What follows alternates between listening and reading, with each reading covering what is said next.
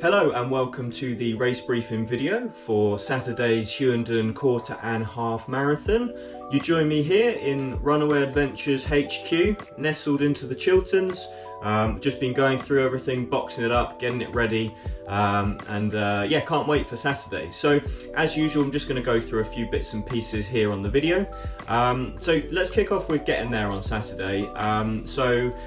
Hughenden, if you don't know, it's got the car park is all the way up at the top, out the back. So when you arrive, you pull in and you're on quite a small track and you're just driving all the way to the top of that track where we'll be parking you in an overflow car park.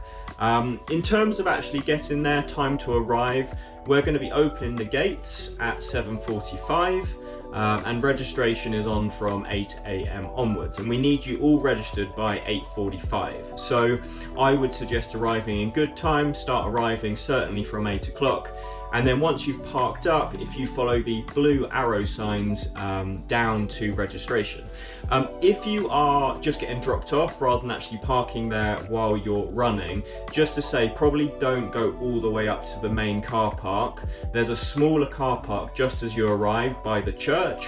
You're welcome just to park in there for a small amount of time, drop off, and then you can drive out much easier without getting stuck.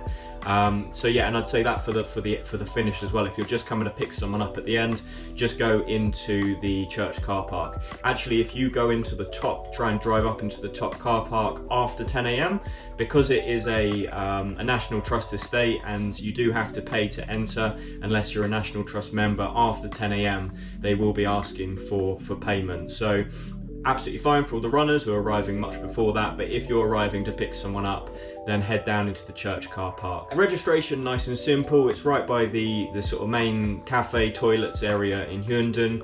You're just picking up your race number and your wristband. If you've not used them before, we have this wristband system here at Runaway where you wear that throughout the run, and then we scan that on your wrist at the finish line, and then you give it back to us, crucially, as well. So just be prepared that when you finish, someone will be immediately trying to scan that wristband in order to record your specific race time. So keep that visible if you can, and make sure you're ready to do that. Once we've got you all registered, I'm going to be doing a briefing at the registration area at 8:45, just to sort of say hello to everyone and just remind you what the signage looks like. And that is for both races. So both races will have the same briefing at 8:45. And then it's a very short walk down to the open start field area. So I'll walk all of the half marathon runners down about 8:50, 8:55. We'll get you set off.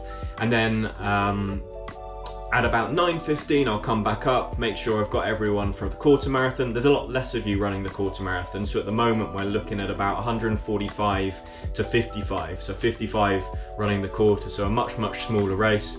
But you will, as you join the course, you will start to be running at times with the half marathon runners. So you will feel like you're in a bit more of an event, even though it is a small race itself. So yeah, walk all of the quarter marathons down and get you off at 9:20. And the reason we're doing two different start times is we just don't want to get confused with people going on the wrong course and some of the halves accidentally doing the quarter and vice versa. So we're keeping you apart initially at the start so we can direct people where they need to go. So that nicely moves us on to actually getting around the course. So the course is all going to be signed and marked by all of our orange signage. I'll show you what that looks like. So very simple. It comes in various sizes. So got some big ones, got some medium ones, even got some on sticks. So look out for the orange signage everywhere you go. The tighter the turn, typically the bigger the sign will be, but we'll also be putting orange ribbons. Let's have a look. Here we go.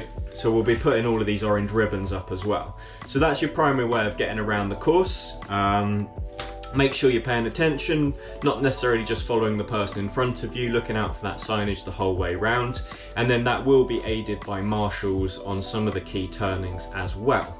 Now, if you're someone that likes to have a little bit of extra reassurance, we've got the GPX file available for download. That's up to date and accurate. And you can also view the route on OS Maps and Garmin and a few other places on the website. So yeah, you can load that onto your watch or your phone if you would like to. It's not mandatory for this race like it is for our ultras, but certainly it's a good way just to give yourself a bit of reassurance when you're out on the course. So mandatory gear, there is actually no mandatory gear for these races. We very much recommend that you wear trail running shoes. If you wear your road runners, you are going to be going very slow on some of the muddier sections on the course. It is drying up a little bit, but of course there's always going to be some mud around on a trail run, particularly the half marathon as you're into Nap Hill Common. There's some quite muddy bits in there, so trail running shoes is a must. You know, I would always carry your phone with you just in case something happens. And as I say, kind of other recommended items like, you know, carrying the route with you just in case, that's always good to have, but there's no mandatory equipment in terms of a jacket or anything like that. It's completely up to you. So if you encounter any problems on the route, you get lost, you hurt yourself, whatever the problem might be, if you are close to a marshal, you've just seen a marshal, do go back to them if you can. But if not, there is a specific race control phone number on your bib that you can call. I'll also flash that up on the screen now. We've got some medics based at the start finish the whole time, and then a second responder that is going to be at our checkpoint location near Downley Common. If we need to get one of those people out to someone on the course, we can do. But of course it's always easier if you're still walking to be able to get either back to the start finish or to that checkpoint location. But we'll have radios out on the course and we can call stuff in very easily. So yeah, make a note of that number, please. When you get to the finish, yeah, just as I said, remember to scan that wristband and give it back. And then in terms of the prizes, so we'll be doing prizes for first, second and third, male and female. The winner of each race will be receiving a Hughenden cap. Thanks very much to Hughenden for giving those to us for prizes. We've got all of the different caps, all of the different designs, so you get to choose which one you want. So yeah, male and female winner on both races, get yourself a really cool cap. Daryl from Hughenden is also going to be there, and we've got a pop-up Hughenden shop at the finish line that'll have the full range. So if you've got your eye on one of these, then you can grab that after you've finished. The other thing to say is we are partnering with Susanna on this event too, who is a nutritionist, and she has very kindly offered to give the winners of the half marathon, both the male and the female winners, a gift voucher for a nutrition sort of strategy session with her, a one-on-one session. They're really, really cool, really nice way of, especially if you're running longer distances, to get your nutrition dialed in. So yeah, gift voucher available for first and second. And then we've also got a load of certificates for age category runners and things like that. So if you think you're near the top and you might be getting one of those, then hang around at the finish and just check that we've given that to you. You can at any time check the results at the Runaway Adventures website, so runawayadventures.com/results. And we won't immediately have the photos available, but we've got Graham Smith, who is a really, really talented photographer, with us all day. He's going to be around the course, capturing different shots of you running, and we'll upload all of those, which will be free to download. Hopefully get them up either late that evening or certainly the next day. So look out for those. I'll confirm by email once they're ready.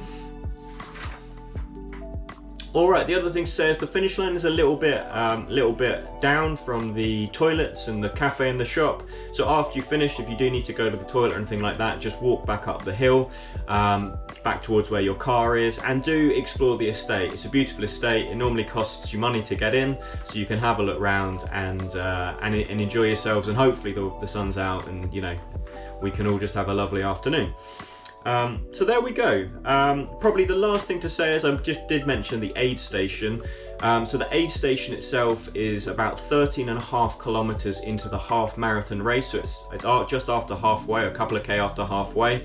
We're going to have some Coke, some gels, water of course, and a few other bits and pieces. We aren't doing any paper or plastic cups at these aid stations all year actually. So get yourself a soft bottle or a soft cup in your pack, or carry it with you if you want to take something from that aid station. We're selling them on our website. If you want one, you can buy it now and you can pick it up at registration, and you've got one for this race and future races.